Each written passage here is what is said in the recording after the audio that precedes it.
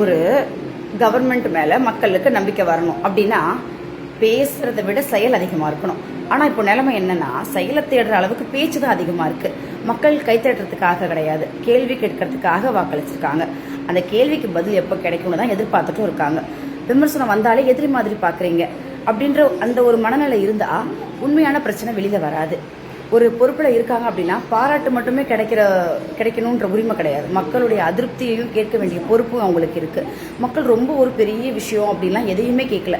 சொன்னதை செஞ்சீங்களா, கேள்வி கேட்டதுக்கு பதில் சொன்னீங்களா, பிரச்சனைக்கு தீர்வு கொடுத்தீங்களா, இதுக்கு நேரடியான பதில் இருந்தாலே போதும். மீதிய மக்கள் அவங்களாவே முடிவு பண்ணிப்பாங்க.